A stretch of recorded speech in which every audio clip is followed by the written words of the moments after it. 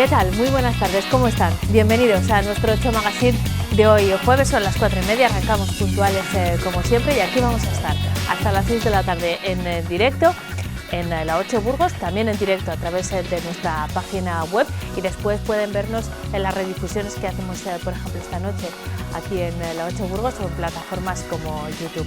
Los jueves tenemos unas cuantas secciones fijas, aunque actualizan su contenido cada semana. Empezaremos con nuestra tertulia, recibiremos también a Daniel Angulo para hablar del tiempo y del estado de nuestro medio natural, ahora que avanza que empieza a llegar la primavera. Después Daniel nos da más detalles, y también nos visita Jesús Toledano, con quien repasamos algunas curiosidades de nuestra historia más cercana, la que ocurre en Burgos. Hoy, el Día de la Mujer, el 8 de marzo, que ya saben que hemos extendido a lo largo de toda la semana, va a ser protagonista de varias de esas secciones, y además, y al hilo también de esa conmemoración, vamos a recibir a dos miembros de la asociación Ábrego, que están preparando una jornada que se va a celebrar este fin de semana en Belorado y que se dirige a mujeres que quieran desarrollar su actividad en el medio rural, pero centrada en proyectos relacionados con la agricultura. Después les damos más detalles, les contamos a quién se dirige, qué tipo de jornada va a ser, en qué va a consistir, bueno, como les digo, todos los detalles y algunas cosas más que irán ocurriendo desde ahora y hasta las 6. Comenzamos con nuestra tertulia.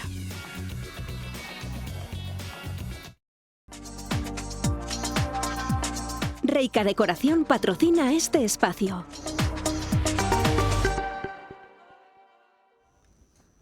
Recuperamos el formato presencial. Estoy muy contenta de compartir físicamente la tertulia, aunque la comunicación nunca se ha roto, porque hemos utilizado las tecnologías a nuestro alcance para reunirnos cada jueves nosotras y con todos ustedes, por supuesto, pero es mucho más agradable encontrarnos en el plató con Sonia Rodríguez. ¿Cómo estás, Sonia? Bienvenida. Muchas gracias, Eneca. ¿Verdad que, bueno, nosotras ya estamos duchas en la tecnología, sí, pero estamos mejor aquí, ¿verdad? Mucho mejor, sí, mucho sí, mejor.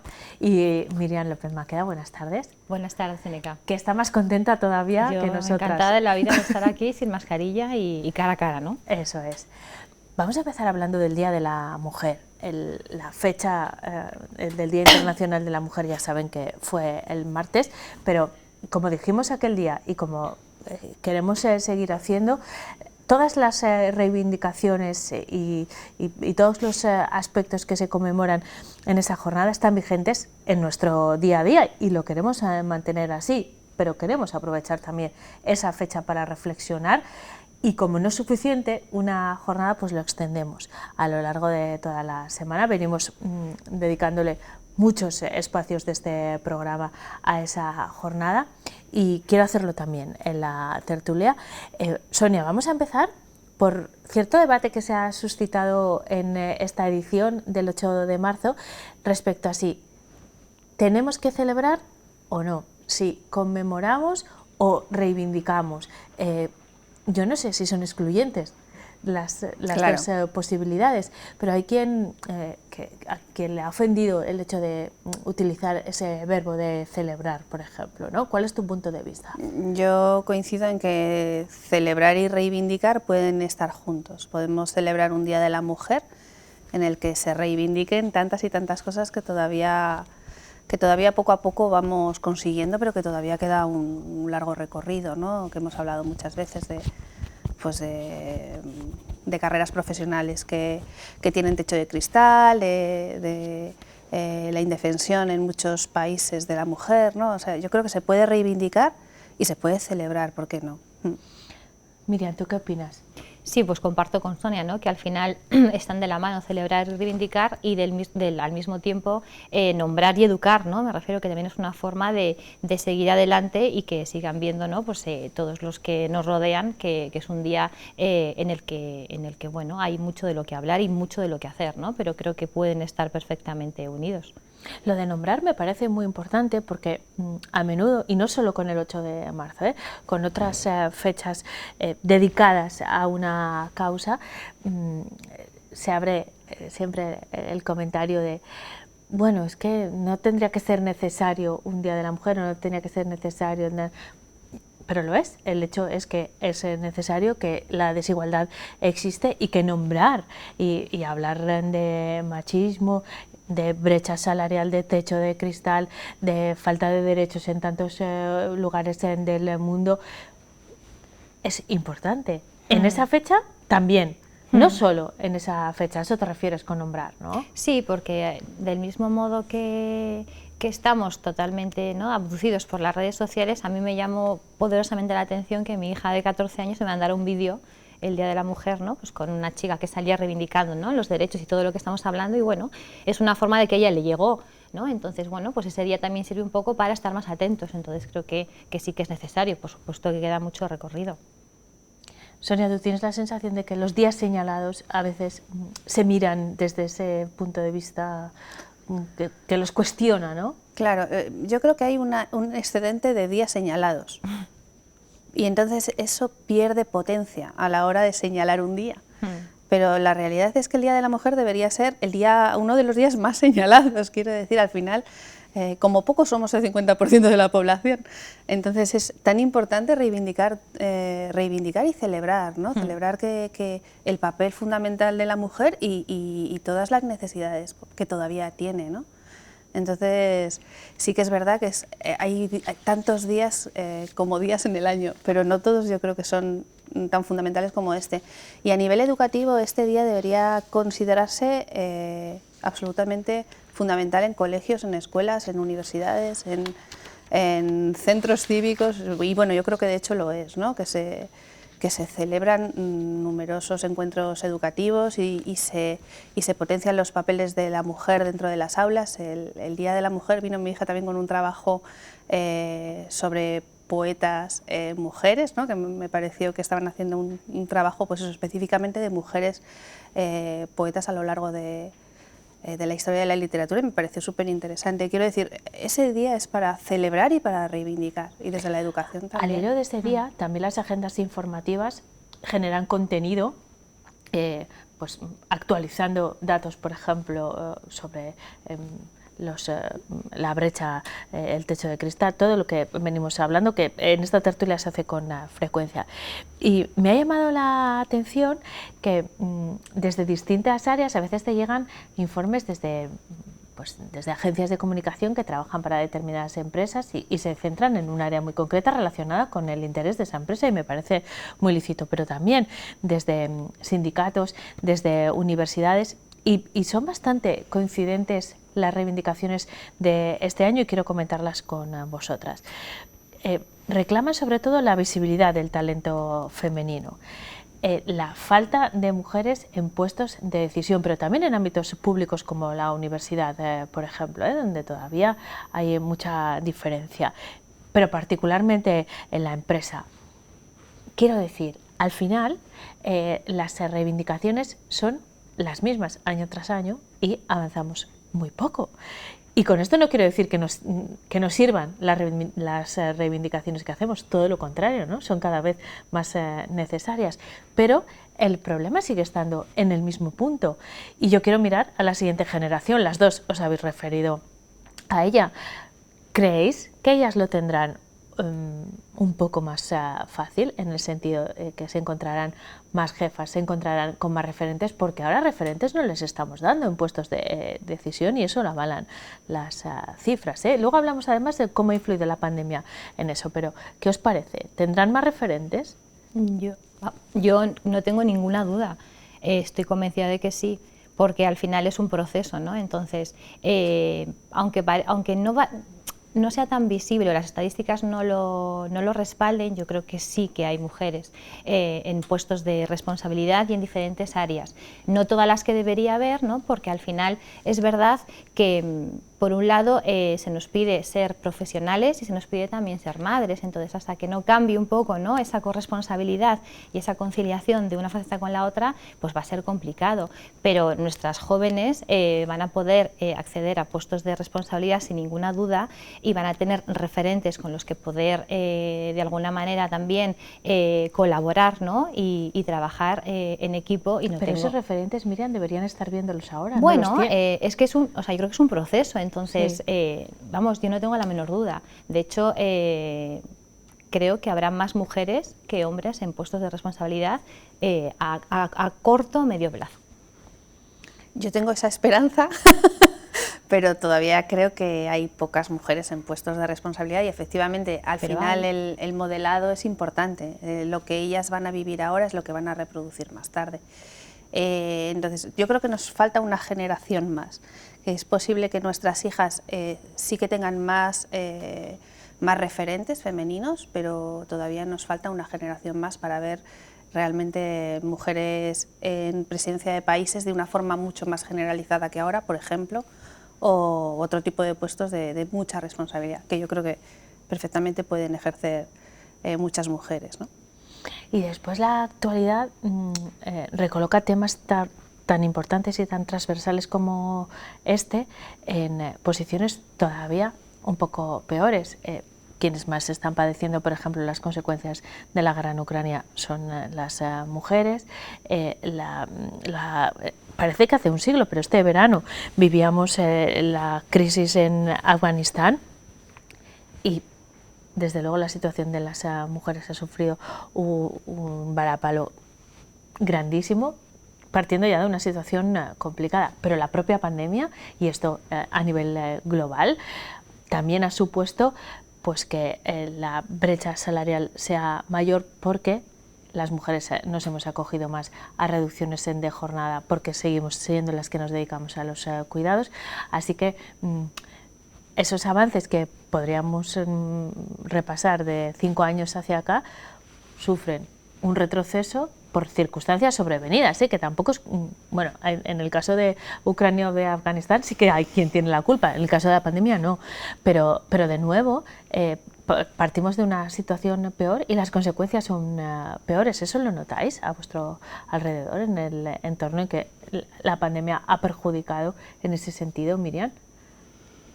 Pues no tengo esa impresión, pero tampoco tengo tampoco me he documentado, ¿no?, para verlo con estadísticas o para valorarlo de otra manera. Lo que sí que es cierto es que hasta que no entendamos que tiene que existir una corresponsabilidad a la hora de mantener relaciones, ¿no?, saludables y eficaces y laborales, es decir, hasta que hombre y mujer no entiendan que son responsables de la crianza y también de su profesionalidad, hasta que eso no se entienda, en nada va a cambiar. Entonces, yo creo que pues igual en una generación o en dos, las mujeres no van a permitir que no exista esa corresponsabilidad. Por eso yo siempre intento ser en ese sentido positiva. Y las consecuencias de todo lo que está ocurriendo, pues sí, es posible que sea así, ¿no? Pero yo creo que es una cuestión más, y Sonia me puede apoyar en eso, de educación. Es que hasta que no hay una educación, ¿no?, basada en ese respeto y en ese equilibrio, ¿no?, entre el hombre y la mujer, creo que nada va a cambiar y puede ir incluso a peor. Entonces no... Sí. Sonia, perdona. Sí, yo creo que las crisis en general lo que hacen es poner de manifiesto lo que no estaba bien en realidad. Entonces cualquier crisis lo que hace es destapar. Pensábamos que habíamos avanzado 50 y la crisis nos demostró que habíamos avanzado solo 10. Y yo creo que eso es lo que puso de manifiesto el COVID y las situaciones de crisis, en este caso las guerras, ¿no? Entonces lo que nos lleva a decir que es que hay que hacer una mayor inversión económica en educación para potenciar la igualdad y, como decía Miriam, todo lo que tiene que ver con la corresponsabilidad. Al final siempre acabamos en la educación, en cualquier tema, porque es la base. Nos queda poco tiempo, pero quiero abrir un tema que llevo intentando traer a la tertulia varias semanas y no me da tiempo a exponéroslo. Lo hablamos en el plató con un asesor, con un abogado que asesora a asociaciones de consumidores. Hace unas semanas se firmó el protocolo por parte de las patronales bancarias comprometiéndose a ofrecer una atención mejor a las personas mayores, pero también a las personas que no tienen una relación digital con los bancos, con las instituciones, por el motivo que sea, porque no quieren, porque no tienen posibilidades, porque viven en un sitio sin suficiente cobertura, por ejemplo, de Internet, en fin. Y se han comprometido las entidades bancarias en ofrecer una serie de servicios. Y en ese momento con el experto hacíamos la reflexión de, claro, estas personas han estado desatendidas durante mucho tiempo y de hecho se ha llegado a ese protocolo y a ese compromiso que ha exigido el gobierno porque dos ciudadanos valencianos emprendieron una campaña a nivel personal bajo el hashtag, espero reproducirlo bien. No somos tontos. Soy viejo pero no soy tonto, ¿no? Algo parecido. Que ha tenido un efecto maravilloso, afortunadamente, pero ¿de qué situación tan mala partían, ¿no? Para tener que el gobierno intervenir obligando a estas entidades a ofrecer otro tipo de servicios. Después está el tema de la despoblación, el cierre de oficinas, que bueno, podemos entrar ahí también. Pero ¿cuál es el primer comentario que os suscita este tema? Pues a mí el reflejo de una sociedad con una falta de respeto absoluto a la persona que no se adapta o que tiene otras necesidades, ¿no? Yo creo que es tan sencillo como eso, que estamos en una sociedad cada vez más individualista, que avanza tan deprisa que muchas personas o el ser humano en general necesita otro proceso, ¿no? Entonces, no solo el abuelo, ¿no? O la persona un poquito más mayor o la persona que no tiene esas herramientas o que no es, yo soy bastante poco hábil, ¿no? A lo mejor no quieres. O a lo mejor no quiero, aunque también es verdad que hay que adaptarse, ¿no? A lo que nos sucede, pero también la falta de respeto a esa persona y la falta de respeto al niño o la niña, ¿no? que se le proporciona una digitalización desde que es bebé que tampoco es conveniente y que es adictiva. Entonces, como seguimos mirándonos un poco al ombligo, ¿no? y pensando solo a nivel individual y no colectivo, pues yo creo que es un reflejo de esa falta de respeto. Yo aquí es que lo tengo muy claro que está en eso, ¿no? El foco no está donde tiene que estar. Pero bueno, no sé qué opinará Sonia. Estoy encantada con que se haya firmado. Es que me parece algo de justicia. O sea, es que es indignante ver a personas que no saben utilizar un cajero automático tener que estar haciendo una cola de 30 personas en la calle porque los bancos solo abren de 9 a 10 para atenderlas. Es absolutamente indignante. Me parece un convenio de justicia con nuestros mayores, que al final han sido los que, por ellos estamos aquí. Que han hecho un hashtag, ¿eh? Claro, o sea, que ni mucho menos, ¿no? Entonces, me parece absolutamente justo. Además es que estamos intentando potenciar una sociedad de igualdad, justa, y nos estamos dejando a un colectivo numerosísimo fuera porque no sabe utilizar un teclado. Es indignante. La palabra es, yo creo que es indignante. Entonces, me parece tiene mucho que ver también con... Bueno, a mí desde el desconocimiento me parece una torpeza porque además es un colectivo con una posición económica mejor que la mayoría de nosotros, por ejemplo, y con unos ingresos estables, eso para empezar. Pero esto, claro, tiene mucho que ver con la transformación del sector. Seguramente los trabajadores que han tenido que estar escuchando las quejas de todas las personas y que ellos no son responsables, solo son la cara visible, ¿no? Estarían pensando, y encima yo estoy viendo cómo se cierran oficinas, se reduce el personal. Ese lado ha tenido que ser duro también, ¿eh? ¿No os parece? Sí, porque al final pues eso es el deprisa, ¿no? Yo creo que somos fruto de una sociedad que va tan deprisa que mucha gente se queda en el camino, ¿no? Entonces es importante al final vernos como una sociedad global, es decir, donde, pues lo insisto, hay niños, hay personas de mediana edad, hay personas más mayores, hay personas súper adaptadas y súper hábiles y otras personas que no. Entonces no es posible, ¿no? avanzar sin tener en cuenta todas estas circunstancias y factores. Yo creo que igual que la perspectiva de género se establece en muchas entidades, ¿no? y bueno, en todo en general, de manera transversal, la perspectiva de la edad también podría ser un factor, ¿no? para poder empezar a aplicar y tenerla en cuenta, porque esto va muy deprisa, demasiado. Y luego todo esto, mirándolo desde el medio rural, es mucho más complicado, porque ahí ya no se trata de que te atiendan o no, se trata de que te tienes que desplazar a otro lugar para poder sacar físicamente en un cajero o en una oficina, porque ya esas posibilidades no existen, ¿no? Sí. Y hay el servicio no existe tampoco y se acabó. Sí, o que se ven obligados a utilizar la banca online cuando no... Pero cuando necesitas efectivo, por ejemplo. Claro, o cuando eso, o en cualquier caso una transferencia, no pueden realizar nada, no tienen atención física, o les mandan al cajero directamente, o les mandaban, vamos, si ahora está el convenio, espero que eso no suceda, ¿no? Pero les mandaban al cajero y veías al señor o a la señora mayor intentando, que no sabía cómo funcionaba aquello, ¿no? Y tenía que salir la persona que estaba dentro del banco, que seguramente lo que dices tú, estaba viendo la situación y no podía hacer nada. Yo creo que es que esa firma es realmente igualdad, es hablar de igualdad. El convenio contempla muchas cosas, además de ampliar el horario y de ofrecer atención preferente a las personas mayores para que no tengan que esperar mucho tiempo. Contempla también formación, atención telefónica detallada para estas personas, que hablamos de personas mayores, pero yo creo que es un colectivo mucho más grande, ¿eh? Sí. Que no se sientan señalados porque hay personas mayores muy hábiles con las tecnologías, otras que no las utilizan, pero que este tipo de situaciones o el pago de tasas, por ejemplo, en las instituciones que tienes que hacer a través de ventanilla en un horario muy concreto, ¿no? Eso nos pasaba a jóvenes y a mayores, a digitales o no. Totalmente. Entonces, es una situación que afecta a muchísimas personas y de la que espero no tengamos que seguir hablando, porque significará que funciona, ¿no? que el convenio... Pero bueno, es curioso también que igual que ha pasado, ¿no? por un avance tecnológico muy inmediato, ¿no? También este señor, estos señores se han unido a las redes, ¿no? Y gracias a las redes sociales han podido tener esa visualización, ¿no? Que han sido visibles en su reivindicación. Entonces, bueno, pues al final se trata del equilibrio, ¿no? Es verdad lo que decías al principio, que al final a través de un hashtag, ¿no? Claro, o sea, que también, ¿no? O sea, es como la tortilla de las dos caras, ¿no? Bueno, y hay porque también se ha implicado, como el colectivo es tan grande, se ha implicado más personas que sí tenían, entiendo que en este caso Twitter, pero bueno, ha ido mucho más allá.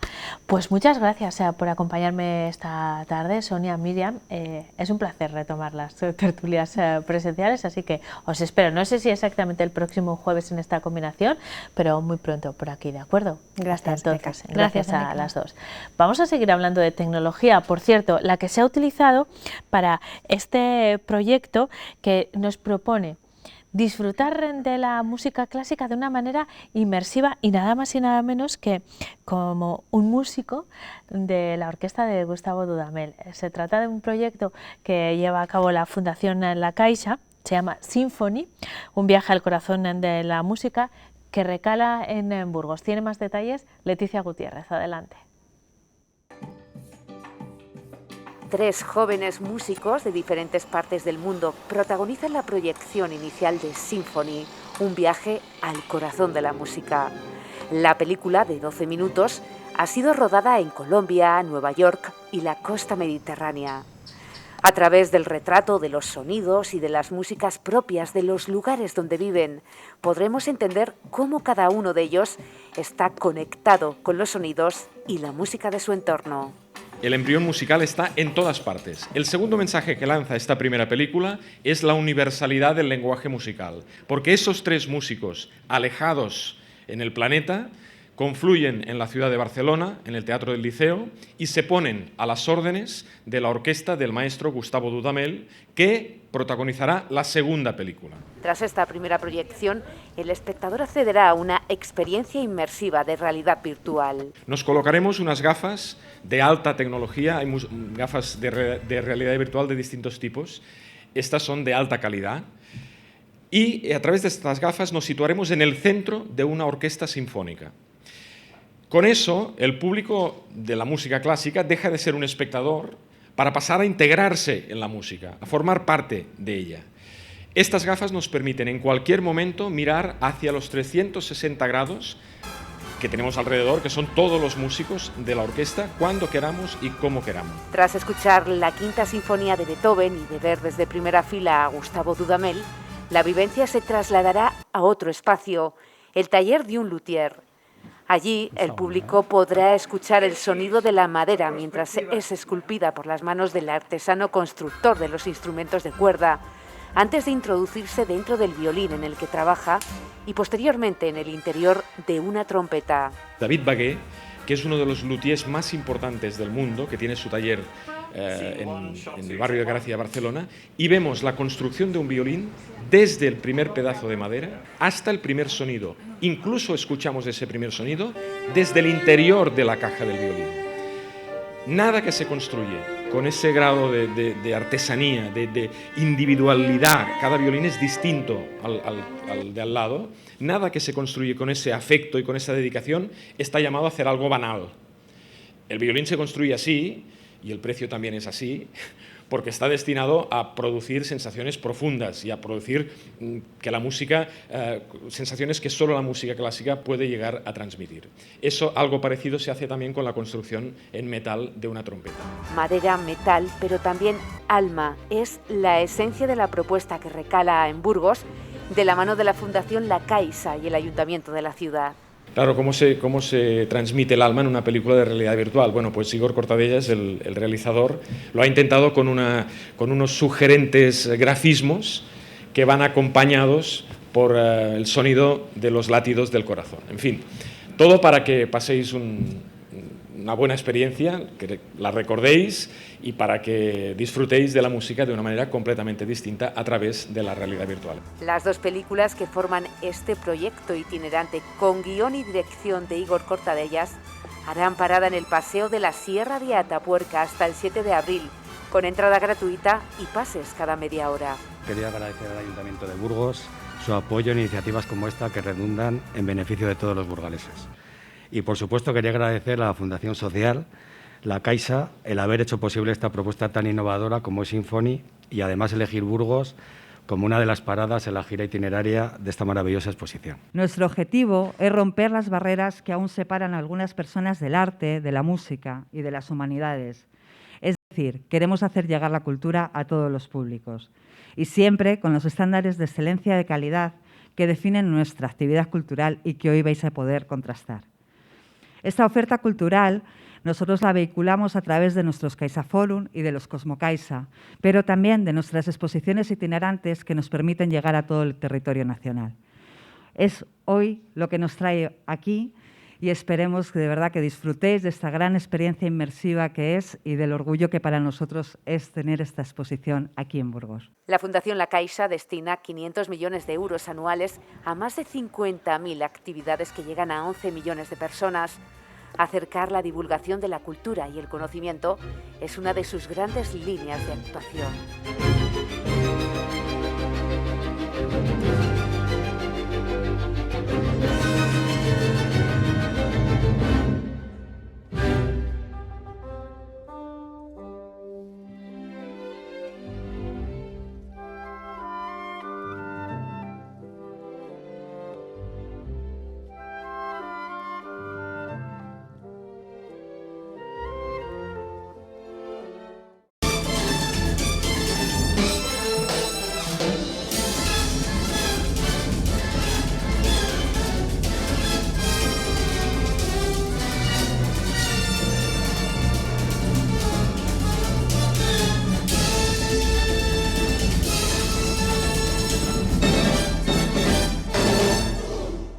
Dos minutos para las 5 de la tarde, seguimos en directo en 8 Magazine y seguimos ocupándonos de temas relacionados con las mujeres. La siguiente propuesta se dirige a mujeres y personas en general que estén interesadas en desarrollar sus actividades en el sector agrario, agroalimentario y forestal. Se trata de una jornada que se va a celebrar este fin de semana, concretamente el sábado en Belorado, una jornada presencial que organiza la Asociación Ábrego. Me acompañan dos de sus miembros esta tarde. Miranda Santamaría, ¿qué tal? Buenas tardes. Hola, buenas tardes. Irene Arroyo. Irene, ¿qué tal? Buenas tardes.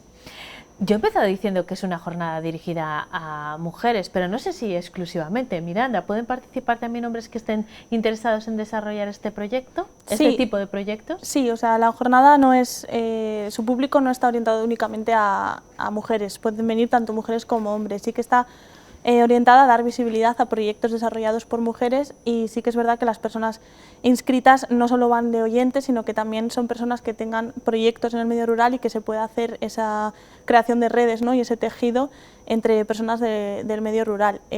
También es bueno que vengan hombres para ver pues eso, pues qué proyectos están desarrollando las mujeres y pues contribuir con su visibilización y con la igualdad, ¿no? Luego hablaremos de algunos de esos proyectos, pero vamos a empezar con la jornada, que ya les he dicho a todos ustedes, se celebra el sábado 12 de marzo de forma presencial, tiene una duración de 6 horas. ¿En qué consiste la jornada? Porque ya con lo que nos está contando Miranda hay diferentes posibilidades de participación, ¿no? Cuéntanos. Pues vamos a empezar, bueno, primero la presentación, haremos la presentación de la jornada, un poco quién lo organiza, ¿no? Contaremos un poco pues a lo que se dedica Ábrego y el porqué de estas jornadas, y luego lo que haremos son unas mesas de diálogo donde traeremos a 5 mujeres diferentes que nos hablarán de sus proyectos en distintas temáticas, que es la política y asociacionismo, la gobernanza de la tierra, visibilización de referentes femeninos, cultura y visibilización rural, y no sé cuál es la otra que me queda. Y emprendimiento y valor añadido. Entonces lo que harán es salir estas ponentes, ¿no? Y por otro lado las acompañarán personas del público que las hemos llamado las preguntonas, que son personas que quieren desarrollar proyectos de las mismas temáticas que estas ponentes y que serán las que les preguntarán sobre dudas o cualquier sugerencia que les haya suscitado la ponencia. Aparte, como va a haber muchas mujeres en el público, lo que queremos hacer también es que esas mujeres en el público puedan también preguntarles, ¿no? y saber qué es lo que les ha suscitado tanto la ponencia como qué dudas tienen para poner en práctica sus proyectos. Y eso será después a través de unas dinámicas posteriores después de las ponencias. Pues si te parece, después de el orden que vais a seguir, yo voy a seguir un poco el mismo, no con tanta profundidad como vais a hacer el sábado, por supuesto, pero para ir aclarando también cuestiones de cara a esa jornada del sábado, donde por supuesto todos estos temas se van a abordar pues con mucha más profundidad. Miranda, yo os he presentado como miembros de la Asociación Ábrego y tendría que haberme detenido un poco más en ese aspecto. Igual me he precipitado porque lleváis mucho tiempo trabajando, porque habéis venido varias veces al programa y he dado por hecho que todos os conocen, pero ¿te parece si empezamos por ahí explicando quiénes sois, a qué os dedicáis y el porqué de estas jornadas, como decía hace un momento Irene? Bueno, la Asociación Ábrego es una asociación que ya lleva casi 8 años trabajando en la provincia de Burgos, y nos dedicamos principalmente al desarrollo rural sostenible y al medio ambiente. Y bueno, pues nuestro campo de acción es en la provincia de Burgos, hacemos pues en diferentes pueblos actividades, y bueno, pues de verdad tenemos muchos campos de acción, ¿no? Tenemos formación agraria pues dedicada a eso, a que se inicien proyectos sostenibles en el medio rural, pues hacemos formaciones sobre ganadería regenerativa, sobre horticultura, una serie de campos, ¿no? En los que pues formarse para después poder desarrollar esos proyectos en el medio rural. Después también tenemos la sección de medio ambiente, en la que pues hacemos plantaciones, tenemos también proyectos de educación ambiental para pues eso, tanto proteger el medio como sensibilizar a las personas, tanto del medio rural como urbano, de la importancia de cuidar nuestro entorno. También tenemos la parte de mujer, ¿no? Que es un proyecto muy bonito que le llamamos Conozcámonos Mujeres, que pues tenemos diseñada una serie de actividades y un programa con el que, bueno, con una ayuda del Pacto de Estado contra la Violencia de Género que le dan a los diferentes ayuntamientos de España, pues nosotras aprovechamos, vamos a estos pueblos, ¿no? y con nuestro programa, y pues intentar hacer actividades allí in situ que pues en realidad eso, sensibilicen y prevengan de la violencia de género y no se inviertan pues igual en simplemente hacer camisetas moradas o algo así, ¿no? Sino que tengan ese efecto real de sensibilización y prevención. Y bueno, en ese sentido, pues combinando un poco las dos partes, ¿no? Tanto la formación agraria como la parte de mujer, pues hemos diseñado esta jornada de Mujeres por el Desarrollo Rural Sostenible, que pues eso, combina un poco las dos facetas. Quiero detenerme en esa parte de mujer, porque es muy oportuno en este momento, pero como decía antes en la tertulia, en cualquiera, estas reivindicaciones no son del 8 de marzo, también en el 8 de marzo faltaría más, ¿no? Pero son unas reivindicaciones que tienen lugar en cualquier momento. Y quiero centrarme ahora en el medio rural, como hacéis vosotras. Pocas cosas previenen más la violencia de género o la desigualdad que el empoderamiento, que la independencia económica, que tener referentes, y a todo eso os dedicáis en Ábrego. Pero tenemos la sensación y las cifras, yo creo que lo avalan, cuando hablamos de despoblación, hablamos casi siempre de gente que ha decidido dejar el medio rural por falta de oportunidades laborales. Y en el caso de las mujeres es un poco más complicado. Vuestro planteamiento es poder generar una actividad de desarrollo personal y profesional en el medio rural basada en la industria agroalimentaria, en los sectores agrario y forestal. ¿Hay posibilidades en ese campo? Sí, a ver, tampoco queremos como basarnos solo en ese campo, que creemos que a lo mejor desde las instituciones públicas están haciendo como más hincapié y ayudas para que se desarrollen ese tipo de proyectos, ¿no? Y también que creemos que es una parte muy invisibilizada, que en el tema de la agroecología o bueno, de la agricultura en general, las mujeres siempre han estado ahí, ¿no? Pero que no son ellas las dueñas de sus tierras, ¿no? Y que han estado elaborando ese trabajo, pero desde atrás, ¿no? Y ver y también las trabas que por ello han tenido, ¿no? La dificultad de que se pongan, pues que tengan sus tierras su nombre, ¿no? Porque sí, las titularidades de la tierra, es. pero de los derechos, por ejemplo, de la PAC, todas esas cuestiones, porque que las mujeres han trabajado en el campo siempre lo sabemos, lo tenemos claro, ¿no? Pero que eso sea una salida profesional es lo que estáis buscando, va por ahí, Irene. Sí, sí, el tema es ese, ¿no? Y que creemos que una de las cosas que puede hacer esto más fácil es ver cómo otras personas lo han hecho, otras mujeres, y qué dificultades han tenido para que las personas que lo quieran hacer sepan a qué se van a enfrentar y de qué manera va a ser más fácil llevarlo a cabo, ¿no? Y el simple hecho de que se puede porque están ahí esas mujeres que lo pueden corroborar, ¿no? ¿Y hay interés por parte de vosotras, si sois mujeres, si sois muy jóvenes y estáis permanentemente en contacto con personas como vosotras que están en el medio rural? ¿Hay interés por quedarse realizando este tipo de actividades? Claro, sí, interés, o sea, hay mucho, lo que falta, por así decirlo, son las oportunidades, pero interés, o sea, de hecho en estas jornadas, pues al final pues va a haber muchas inscritas y, o sea, esto es algo que este año lo hemos enfocado a mujer, pero es algo que llevamos haciendo en Ábrego, creo que 3 años ya, este tipo de jornadas de personas que tienen proyectos en el medio rural y que quieren, personas que tienen proyectos y personas que quieren instalar estos proyectos, ¿no? Entonces, interés hay mucho, lo que pasa que sí que vemos que hay una falta de oportunidades, sobre todo en el medio rural, muy, muy importante, y que eso es lo que no permite que se lleven a cabo, no el interés o las personas interesadas en ello. ¿Qué tipo de problemas se encuentran quienes tienen ese interés? Las preguntonas a las que se refería Irene hace un momento, ¿qué tipo de preguntas hacen respecto a las dificultades que se encuentran? Pues en general, pues sobre todo pues económicas, en cuanto a ayudas, a cómo hacer frente económicamente a instalar proyectos de esta índole, ¿no? En el medio rural. También pues de servicios, ¿no? Al final en el medio rural hay muchos pueblos aquí en Burgos, por ejemplo, que no tienen ni siquiera cobertura telefónica, de teléfono, pues como para instaurar un proyecto allí, ¿no? Si no tienes ni acceso a internet ni posibilidad de llamar por teléfono, pues un poco todo el tema del transporte, pues siempre que tener un coche, ¿no? para ir a los sitios. Eso, si quieres instalar un proyecto, es que te obliga a tener este tipo de recursos.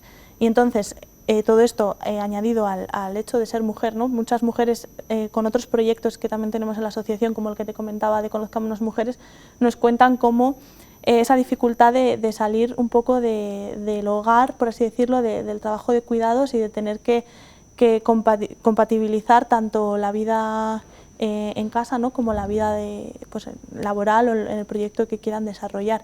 Entonces, pues claro, las preguntas van dirigidas, ¿no?, en cada sector a lo que se va a hablar, pero un poco, pues eso, cómo influye tanto instalar un proyecto en el medio rural con sus problemáticas concretas de medio rural y con sus problemáticas concretas de género. La jornada se va a realizar el sábado, ya lo hemos dicho, dura 6 horas, hay un horario establecido. Las inscripciones están abiertas todavía, Irene, ¿hay quien puede participar si está interesado? Sí, están abiertas hasta el mismo día, sí que preferimos que se haga de forma online para que nosotras pues podamos distribuir bien lo que son las mesas de debate posteriores y para tener un poco la organización de ello, pero bueno, si hay personas que por sus condiciones no les permite inscribirse previamente, pues pueden venir directamente a Belorado el sábado. Y si no, a través de la web de Ábrego está el formulario para que nos contesten a una serie de preguntas que para nosotras nos facilita lo que es la organización y ya contar con ellas. Por cierto, no hemos dicho que las jornadas se realizan en el Teatro de Belorado, en el Teatro Municipal Reina Sofía. Con esto quiero decir que la capacidad es grande y que todavía se pueden sumar muchas personas a esta iniciativa. Muchísimas gracias a las dos por haberme acompañado esta tarde. Felicidades por el proyecto. Ojalá salgan muchas empresas y muchas emprendedoras del mismo y vengáis a contárnoslo muy pronto, ¿de acuerdo? Miranda, Irene, muchas gracias. Y a ustedes les veo enseguida, justo después de esta pausa para la publicidad. Seguiremos hablando de medio ambiente con Daniel Angulo, pero también de meteorología. Hasta ahora.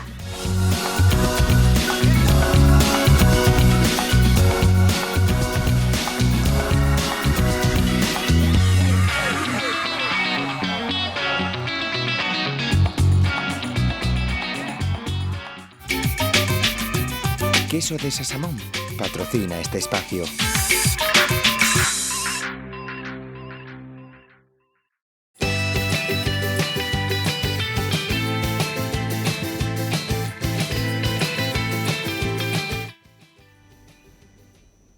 Las 17:17, estuvimos en directo en 8 Magazine con Daniel Angulo ya en nuestro plató, nuestro experto en meteorología. ¿Qué tal estás, Daniel? Buenas tardes. Hola, buenas tardes, Eneca, buenas tardes, amigos telespectadores de la 8 Burgos en este momento. Pues bien, estamos aquí en un ambiente, la verdad, muy primaveral, como el jarro, como el florero que tenemos aquí. Bueno, es primaveral, en este caso primavera reivindicativa, porque tenemos flores moradas con motivo del Día de la Mujer. Ay, bueno, pues no había caído en eso. Los árboles ya estaban, no, hombre, pero ya te lo cuento yo. Sí. No tú estás pendiente de lo tuyo, como debe ser. Daniel, estaba pensando, esto lo hemos comentado en muchas ocasiones, pero qué poca memoria tenemos en general, ¿verdad?, respecto a la meteorología. Es algo, claro, a ti no te pasa porque es tu especialidad y estás muy pendiente, pero igual que la semana pasada decíamos que íbamos a tener sequía y luego llegó la lluvia, en cuanto no llovía durante un par de meses ya estábamos preocupados y ahora decíamos, bueno, y casi es primavera y parece invierno y me ha recordado esta mañana, bueno, el año pasado por estas fechas estábamos hablando de nieve, ¿no? Pues así es, efectivamente. Muchas veces no nos acordamos de aquella nevada excepcional. Por ejemplo, en este caso, seguro que muchos de nuestros telespectadores se acuerdan de la nevada de 2004, porque fue histórica. Y mucha gente a la que preguntas, pues se acuerda de aquella nevada, y entonces tiene esa referencia, y dice, es que antes caían unas nevadas. Parece ser que aquellas nevadas históricas, o bueno, aquellas nevadas excepcionales, eran una rutina, y no es así. Lo que pasa es que nuestra memoria recuerda lo excepcional, no recuerda lo rutinario. El pasado año, como tú muy bien dices, pues tuvimos una nevada normal, pero no tan normal porque estábamos ya en marzo, aunque en marzo suele nevar. el año pasado nevó, pero bueno, las nevadas más destacadas de marzo fueron, por ejemplo, la del 2007, nada más entrar la primavera, el día 19-20 de marzo del 2007, cayeron hasta 40 centímetros, pero claro, eso nos pilla ya bastante lejos. Si nos vamos ya más atrás, hace 40 años, 30 años, en el 27 de marzo de 1992, después de unos meses de febrero y marzo... que no hace 40 años, del 92, ¿eh? Del 92, 30 años. Sí. 30 años, sí. Entonces, efectivamente, pues te decía que el 27 de marzo de aquel 1992, que es un año que todos recordamos, los que ya tenemos bastantes años, claro, porque aquí nuestro compañero pues Rubén no lo acorda. No, pero tú y yo sí, Daniel, tú y yo sí. Pues en el 92, que fue un año pues excepcional para España, por aquello de las Olimpiadas, la Expo de Sevilla, si todos recuerdan, bueno, pues aquel año, el 27 de marzo, cayó una nevada de hasta 50 centímetros de nieve en Burgos capital. Pero nos pilla muy lejos y claro, las generaciones jóvenes, eso nada. Y los que ya somos un poco más mayores, pues a no ser que te lo tengas apuntado como yo, pues si no lo recordamos. Daniel, perdona que te interrumpa un segundo. Te voy a dar permiso para quitarte la mascarilla mientras ponemos unas imágenes que nos van a llevar a... el mes de marzo de hace justamente un año. Esta era la portada de Diario de Burgos del 8 de marzo, ¿no? Del Día de la Mujer, la vemos. Sí, aquel día, efectivamente, el 9 de marzo del año pasado, pues el Diario de Burgos ya lo reflejaba la nevada de unos 20 centímetros que había caído justo el día 8 de marzo.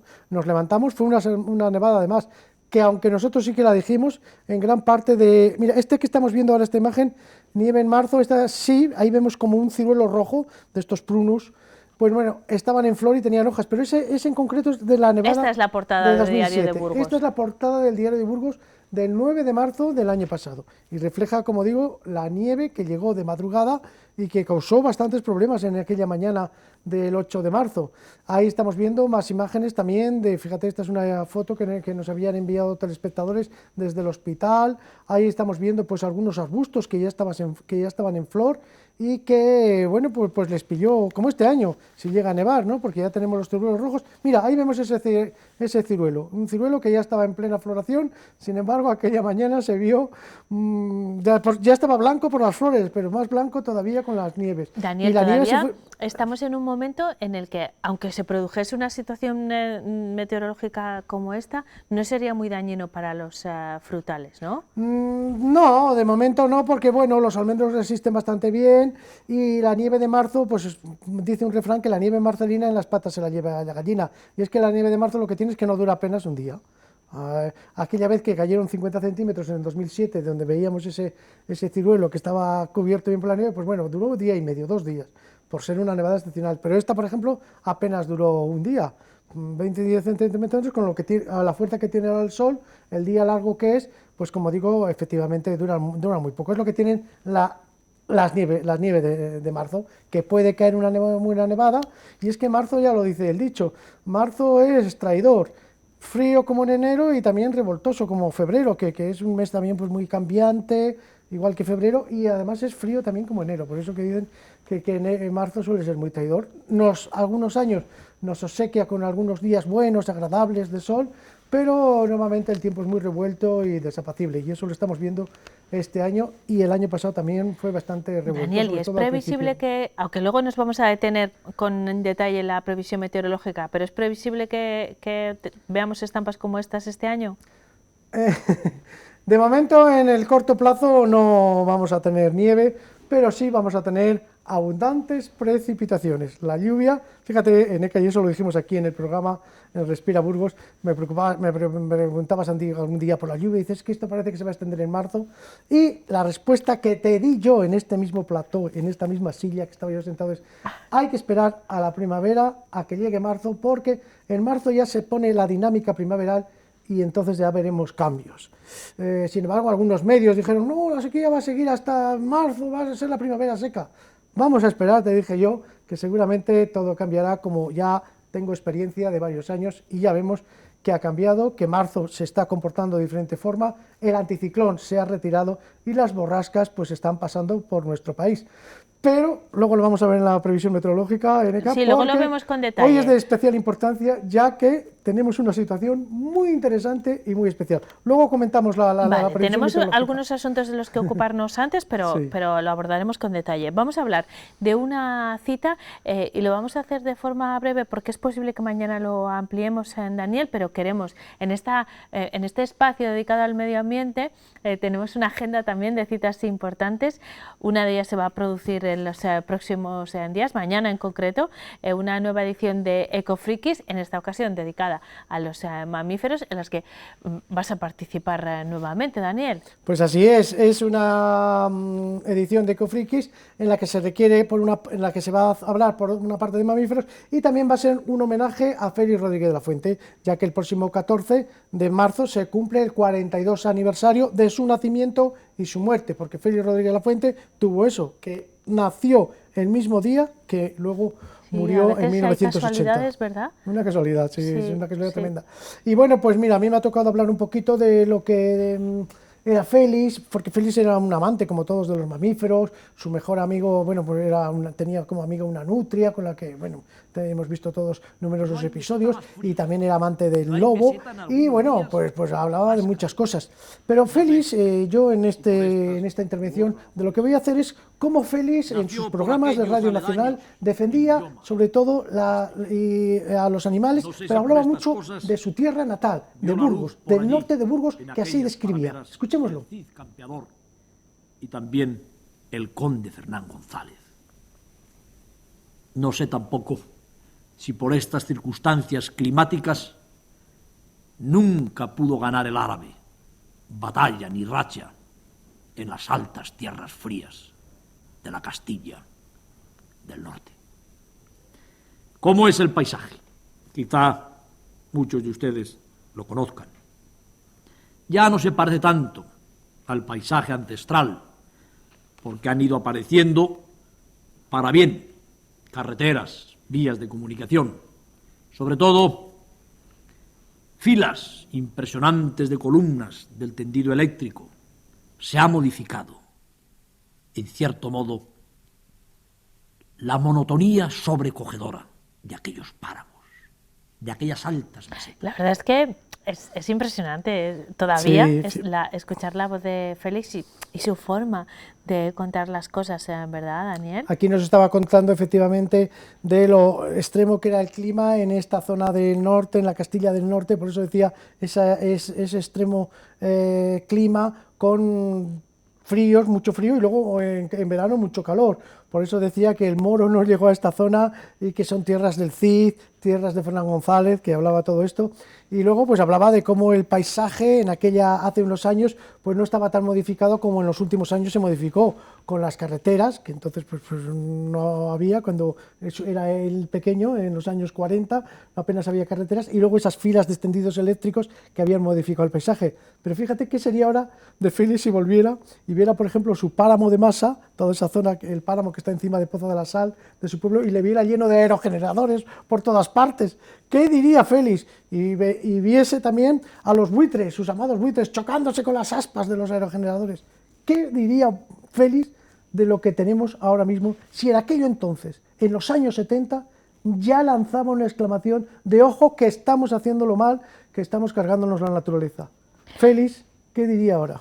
Daniel, eso es de lo que voy a hablar estaremos muy atentos a tu intervención en Ecofrikis mañana a partir de las 7:30, pero tenemos que seguir avanzando porque tenemos muchos temas que abordar. Vamos a mostrar dos imágenes que nos has traído, que depende de lo numerosa que sea este fenómeno, es preocupante o no, ¿no? Daniel, me refiero a la procesionaria. Vamos a ver las imágenes porque ya se ven en muchos pinos una imagen como esta que vamos a ver. ¿Deberíamos estar preocupados o no?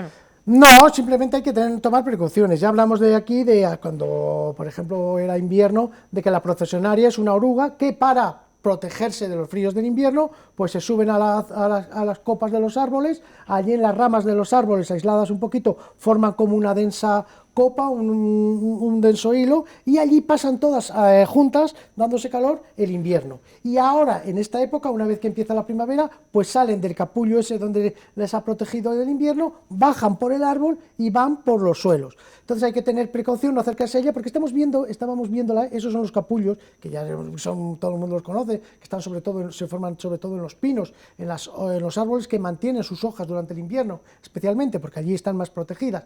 Bueno, pues ahora en primavera, como digo, bajan para enterrarse y pasar a la fase de crisálida y luego ser una mariposita así muy fea, es la verdad la procesionalidad.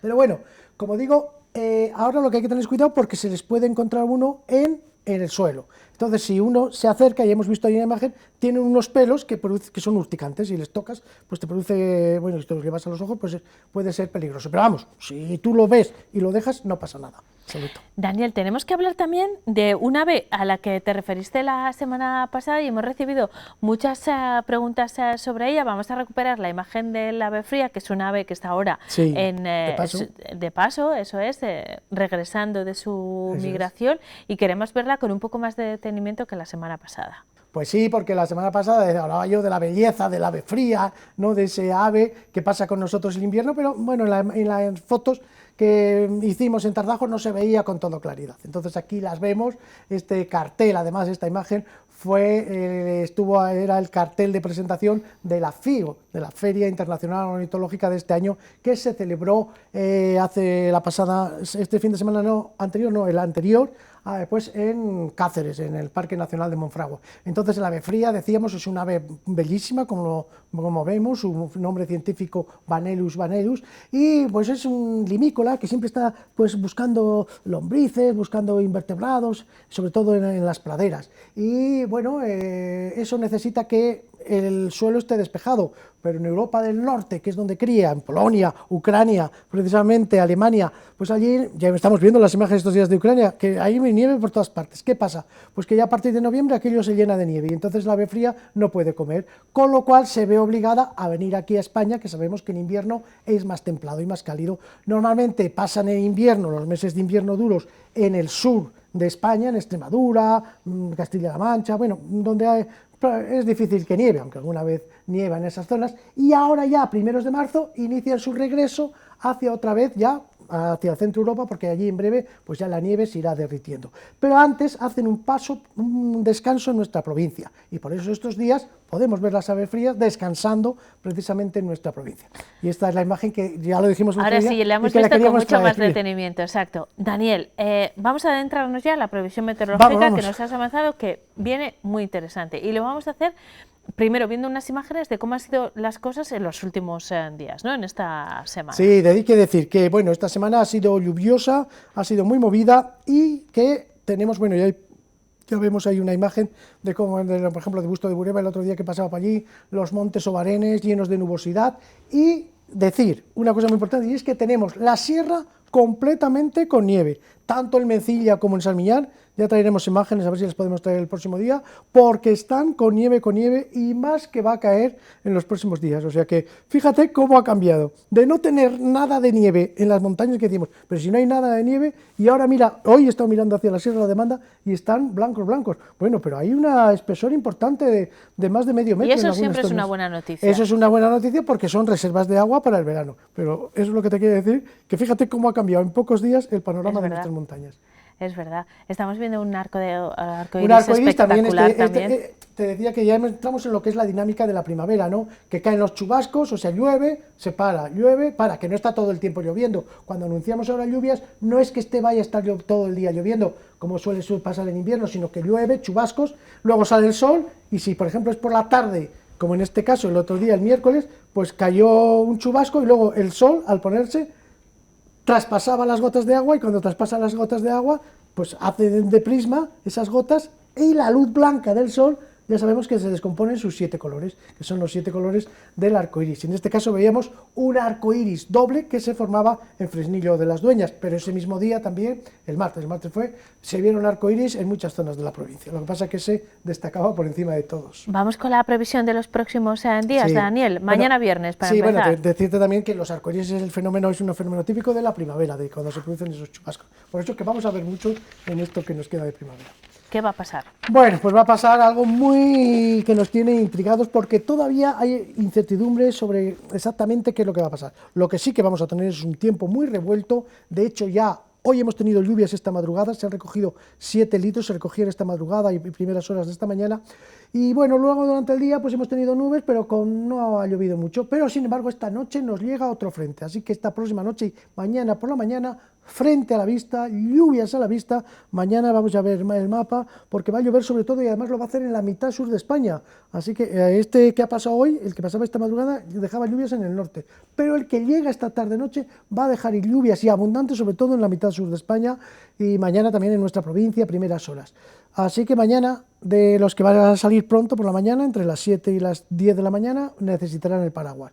Luego habrá ya vemos, a mediodía, eso es de mediodía, el frente se irá hacia el este, irá hacia Cataluña, donde lloverá también mucho, va a llover en el sureste, y eso mañana viernes. Y las temperaturas, que hoy han estado templadas, suaves, 12-13 grados hemos tenido de máxima, mañana bajan, se quedan en 9 grados. O sea que va mañana un poco más fresco. El sábado, bueno, el sábado tenemos una jornada de transición entre el frente que nos llega mañana y otro que nos llega ya el domingo, que va a dar mucho juego. Así que el sábado ya lo estamos viendo, tendremos por lo menos nubes y claros, veremos algo el sol durante la mañana, pero ojo porque a partir del mediodía, ya por la tarde volverá a estar nuboso y por la noche ese frente que ya a mediodía le vemos está entrando por Galicia, eso va a llegar ya luego por la noche aquí a nuestra provincia, de tal forma que la madrugada y las primeras horas del domingo serán otra vez pasadas por agua, además van a ser lluvias generosas, y ojo porque también va a volver a llover mucho en el sur de España, donde necesitan también mucho agua, porque allí es donde ha llovido menos de todo, pero pues estos días se van a hartar a llover. Y ojo también el frente que no es porque en el Mediterráneo va a causar también bastantes lluvias. Y ese frente que llega con aire frío polar el domingo por la noche, ojo porque es un descuelgue de aire polar que se va a aislar de la circulación general y va a formar lo que se llama una dana, depresión aislada en niveles altos de la atmósfera. De tal forma que la noche del domingo y el lunes, esa dana, esa gota fría, va a causar precipitaciones intensas, tormentosas, o sea que va a llover mucho en definitiva. Es así que el domingo por la mañana tendremos lluvias, luego un descanso por la tarde, si acaso no lloverá, pero luego por la noche lluvias generalizadas que van a continuar, ojo, el lunes casi todo el día. El lunes va a ser una jornada lluviosa, ahí lo estamos viendo. Ese es el mapa de lluvias, lo azul es lluvia y lo verde es nieve. Nieve otra vez, abundante en zonas montañosas.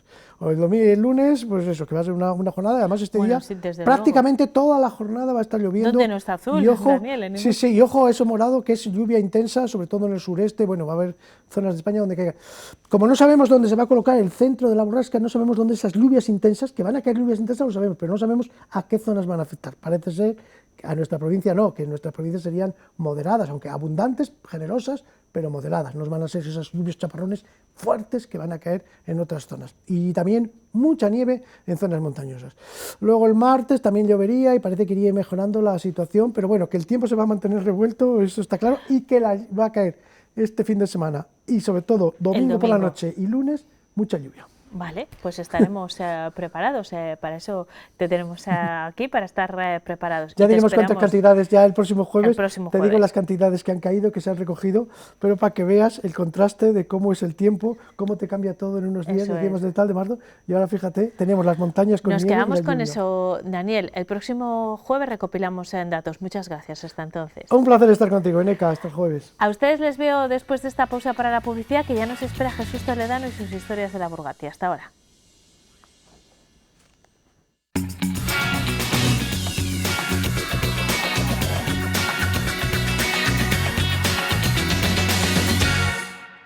Son las 5:43 minutos, estamos de vuelta en nuestro plató de 8 Magazine, dispuestos a abrir una nueva edición, una nueva entrega de historias de la Burgati. Jesús Toledano, buenas tardes. Buenas tardes, Eneca, ¿qué tal? Les he dicho a nuestros espectadores al inicio del programa, los jueves tenemos unas secciones fijas, pero que se actualizan cada semana Y además, lo de actualizar es más apropiado que nunca, porque siempre intentas tú y el resto de los colaboradores, cada uno en su área, traernos temas relacionados con la actualidad del momento. Esta semana estamos especialmente sensibles con los temas de género alrededor del 8 de marzo, Día Internacional de la Mujer, y también en Historias de la Burgati nos vamos a ocupar de ello. De hecho, saldando algunas deudas que la historia ha tenido con muchas mujeres que han permanecido silenciadas, Jesús, y que hoy queremos visibilizar, ¿no? Sí, sobre todo porque son un ejemplo en un contexto histórico, desde luego, en el cual no era para ellas nada favorable, como tuvieron, desde luego, la virtud. No estamos hablando en este caso, ni lo vamos a hacer, de reinas, de grandes monarcas que, desde luego, tenían, digamos, un curso más fácil. Lo vamos a hacer de mujeres que, desde luego, partiendo en este caso, vamos a hacerlo de Isabel de Basilea, la hija de Fadrique de Basilea, de Fadrique el alemán. Ya podemos contextualizarnos y ubicarnos en la Plaza de Santa María. Cuando subimos las escaleras hacia la calle Fran González, la cuesta del Azogue, que se llamó en su día, estamos viendo la placa de Fadrique de Basilea. Bueno, pues su hija fue la que tomó precisamente el testigo. Realmente es una mujer, Isabel, hija también de Isabel de la Fuente, es una acepción que puede venir precisamente en el caso de su madre, porque allí estaba la parroquia de San Pedro La Fuente, muy cerca de sus casas, las casas de la Emplenta, lo llamaban en la catedral. Cuando recordamos en Bella Burgartis la parroquia de San Pedro La Fuente, podemos ubicarla, de las más antiguas de Burgos, en un lateral de lo que es la catedral, mirando a la calle Fran González, y precisamente justo ya cuando damos a la plaza de Santa María. Bueno, pues allí Isabel recoge el testigo de su padre. Y que su padre ya fue una personalidad destacadísima, claro, de nuestra historia, porque el primer impresor... El primer impresor, precisamente en España, trae una técnica que revoluciona el mundo del conocimiento y, sobre todo, que, desde luego, que la invención de la imprenta cambia por completo el curso de la historia, y Burgos es protagonista en ese sentido. Pero es que ella recoge un aspecto que ha aprendido de su padre. Es una mujer que trabaja, que desde luego recoge, pero no solo lo que es la celebración de las planchas, de lo que es la imprenta en sí misma, sino ahí la estamos viendo, de lo que es el negocio en sí, de la venta de libros. Aquí se editan libros absolutamente portentosos, lo hizo ya su padre, por ejemplo, La Celestina, claro, pero ella edición va a contraer matrimonio precisamente con un hombre, con el que es el oficial de su padre, con Alonso de Melgar. Tienen 2 hijos y los 2 tejen unos años, estamos hablando de comienzos del siglo XVI ya, unos años de absoluto portento. Jesús, pero al final ese matrimonio con uno de los trabajadores de la imprenta de su padre es para oficializar, ¿no? Porque ella no podía estar como mujer al frente de un negocio. Es más, fíjate, el segundo matrimonio, cuando fallece Alonso de Melgar, del cual ellos editan libros del Arcediano Villegas, por ejemplo, un volumen que estamos viendo ahí precisamente, el Flóculo Sacramento. Mira, me acuerdo ahora de Bella Burgartis con el Arcediano Villegas. Es que Bella Burgartis ha dejado seña de identidad. Sí.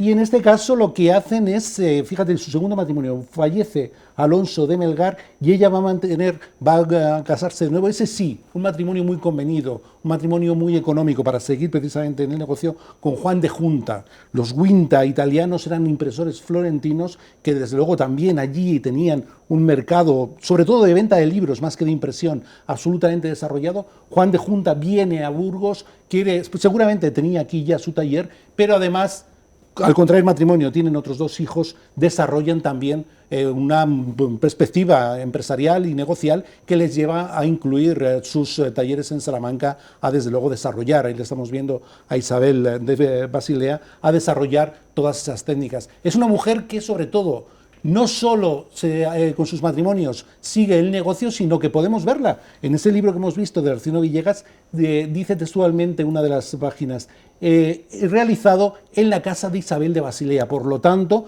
no deja el papel protagonista solo a los hombres con los que ha contraído matrimonio, sino que ella sigue el desarrollo de su labor, de su nombre, de su linaje en la impresión. Desde luego que es una mujer muy desconocida realmente, burgalesa, que hizo su vida en Burgos. De ella tenemos testimonios maravillosos. Hay una hay un pleito que llega a la Chancillería de Valladolid en el cual le denuncian porque en su casa está haciendo... Además es que la redacción es fabulosa. Lo he leído en la documentación que me has enviado, sí. La denuncian porque está haciendo tinta en casa, en su corral, en su patio, y otros impresores ya se han ido, se han llevado a las afueras. Fíjate que casi estamos hablando de ordenanzas de hoy en día. Porque los vecinos están muy molestos por el olor y los vapores. Por los vapores, el fuego que hace al hacer la tinta en el núcleo central de la ciudad, cuando sin embargo otros impresores ya se han ido fuera. Otro día que hablemos de derecho traeré la redacción exacta porque es fantástica. Qué bueno. Hablando de Isabeles, te has referido a Isabel de Basilea, pero ¿quieres hablar de otras Isabeles? Bueno, sobre todo porque muy cerca de ella, por ejemplo, hablando de la catedral, tenemos a la condestablesa, ¿no? A Mencía de Mendoza, como una mujer que contrapone la fuerza de su marido, que siempre está batallando, con sus logros intelectuales. La hija del marqués de Santillana nos deja la fabulosa capilla, nos deja, por supuesto, la Casa del Cordón o la Casa de Pelfragán. Pero, por ejemplo, fíjate, Isabel la Católica, la reina. Vamos a hablar de la Cartuja y sobre todo por un aspecto muy cercano, pero Isabel la Católica, aparte de lo mucho que se ha escrito sobre ella, sobre si era tacaña, ¿no?, si era mandona o no, lo que hace, por ejemplo, es... Cuando Juan II de Castilla es enterrado en el sepulcro que ellos inauguran en la Cartuja de Miraflores, lo que hace es que los cartujos, la Orden de San Bruno, la absoluta Orden del Silencio, no la deja entrar en las instalaciones, es una mujer. Y ella obliga, lo tenía fácil, era la reina desde luego, obliga a los cartujos a sacar el sepulcro de su padre para que ella pueda orarle e inmediatamente proclama y hace una programática en la cual a las reinas las tienen que dejar entrar en la Cartuja. Bueno, son mujeres que desde luego, ellas, las reinas, lo tuvieron más fácil, pero con el ejemplo de Isabel vemos cómo algunas desde luego tomaron la iniciativa y antipusieron su figura, su nombre y su sexo, su género, por encima de los intereses. Bueno, vamos a seguir en el segundo tramo de nuestra historia de la Burgati de hoy, cerca de una ubicación en la que te acabas de referir, concretamente de la Cartuja, para hablar del Arco de la Vieja. Jesús, claro, porque... ¿a qué se refiere? ¿Quién es la vieja? No es nadie. No hay ninguna vieja, pero un gran espectador como es Alberto me preguntaba un día, ¿por qué el Arco de la Vieja? Pues fíjate, es fabuloso. Si teníamos a Isabel la Católica orando ante el sepulcro de su padre, Juan II de Castilla, ya sabemos que la Cartuja proviene de las fincas de caza de Enrique III el Doliente. Como doliente que era, que se murió muy pronto, que tenía todas las enfermedades del mundo, no puede disfrutar mucho de esos palacios, pero sí que Juan II de Castilla hace una cesión a los cartujos en 1437. Allí esos palacios que existían ya, eran palacios con 4 torres, se arden absolutamente mientras las están modificando los cartujos y por supuesto encargan lo que es la Cartuja, la que conocemos hoy en día. El nombre proviene del primer monasterio que tienen en Francia y desde luego que hasta 1488 no se terminan las obras, en este caso por Juan de Colonia y desde luego que partiendo de la traza de su padre. Dentro podemos observar hoy en día los sepulcros de Juan II de Castilla o el retablo de Gil de Siloé, pero fíjate, uno de los aspectos más importantes, si ahí estamos viendo, hemos visto imágenes ya fundamentales, el Arco de la Vieja. ¿Por qué? Porque la extensión primigenia de aquella Cartuja tenía un radio de 7 kilómetros y ese arco, el Arco de la Vieja, es una deformación lingüística del Arco de la Cerca Vieja, no esa que estamos viendo ahora, sino la que hemos visto, no exactamente la cerca, sino la puerta del Arco de la Vieja, ubicada, los más mayores pueden acordarse del paso a nivel del Camino de Cortes junto a el antiguo Quinta Avenida. Bueno, pues ahí estaba hasta 1956 el Arco de la Vieja, ya independiente, porque eso sí, el arco, ese contorno de 7 kilómetros iniciales siempre trajo controversias. Este es el Arco de la Vieja. Ese es el Arco de la Vieja, exactamente. Siempre trajo controversias con la ciudad. La ciudad decía que esos pagos, esos terrenos, porque incluso dentro se encontraba un poblado, se encontraba Revilla con una iglesia, cuando les obligaron incluso a ese pequeño poblado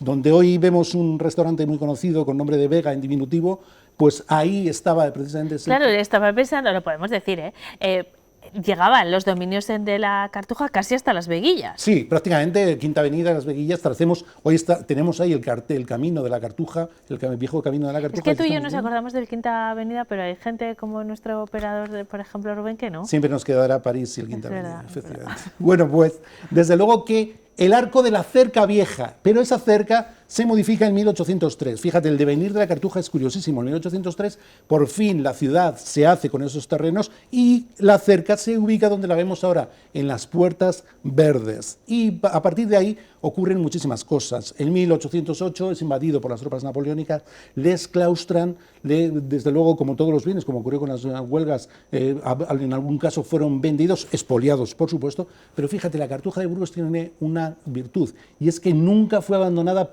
completamente por la orden, siempre quedó, por lo menos en esa invasión napoleónica, quedó un cartujo. Posteriormente aparecen desamortizaciones.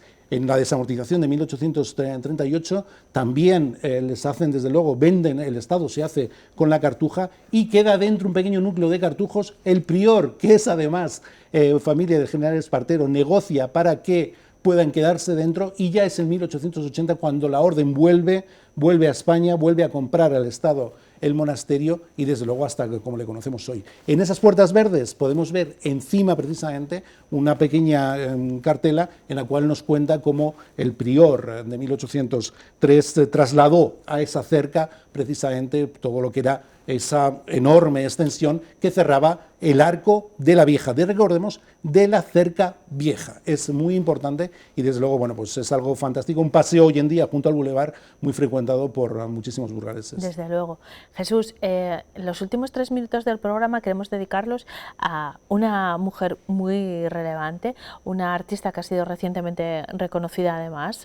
Con la medalla de oro de la ciudad. Eso es. Junto con Néstor Pavón. La administración pública también la ha reconocido y podríamos hacerlo en cualquier caso, pero eso es un motivo más para traerla a esta tarde. Porque tampoco lo tuvo fácil, fíjate, eligió una profesión, desde luego que en los años 40, 50 del pasado siglo XX, en ningún caso era fácil. Es Ana Núñez, es hija de Rafael Núñez Rosaenz, mucha gente le conocerá como poeta burgalés, que lo fue. La vida de Rafael Núñez ya es realmente portentosa, nace en Estrillas, en Logroño, en La Rioja, por el destino de su madre, fíjate, todo pasa en Pradoluengo, el destino de su madre como profesora a Pradoluengo le trae a Burgos y aquí ya desarrolla su vida. Él se hace profesor también, es destinado a Santibáñez Zarzagúa, allí tiene un episodio realmente controvertido durante la Guerra Civil, y ahí está Ana Núñez, que es su hija pequeña, vive en unos años 30, 40, ella nace en el año 39, vive en unos años 40 de influencias literarias, sobre todo. Por su casa pasa Dámaso Alonso, pasan los Kremer, pasa desde luego toda la cultura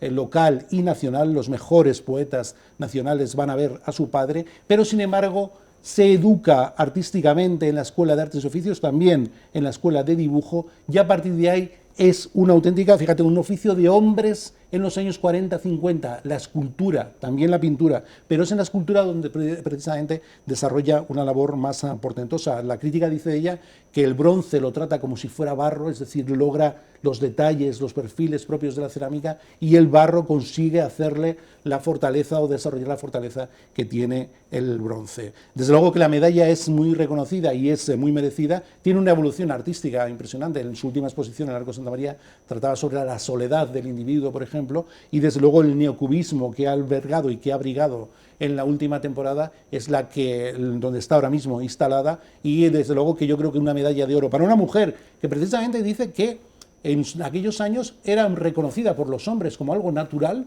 por los amigos de su padre, desde luego que en un ambiente ilustrado, en un ambiente muy culto, pero que las mujeres le ponían pegas. Pero ¿cómo haces esas cosas de chicos, ¿no? ¿Cómo haces esas cosas que son de hombres? No te corresponde. Bueno, pues precisamente es un ejemplo de alguien que eligió una faceta difícil y complicada, muy inhabitual en las mujeres, y que ha desarrollado una obra por la que le ha premiado la ciudad, y desde luego que con todo el merecimiento. Pues qué bueno que nos sumemos a ese reconocimiento y que veamos su obra. Jesús, siempre es un placer escucharte, así que te esperamos el próximo jueves. Aquí estaremos, por supuesto. Nos vemos entonces aquí en Historias de la Burgati. No sé de qué hablaremos, pero bueno, no nos lo desveles, ¿eh? Te esperamos con interés el próximo jueves. Gracias. Y a ustedes les vemos mañana. Será viernes, así que recibiremos a Fernando Pérez del Río nuestro psicólogo de cabecera, con quien vamos a hablar de los conflictos y también las formas en las que se ve la paz en diferentes culturas. Ahora que estamos en un momento tan tenso con la guerra de Ucrania, pues vamos a reflexionar sobre esa cuestión, pero hablaremos de muchas más cosas. Les esperamos a las 4:30 en punto aquí en Ocho Magazine. Hasta entonces.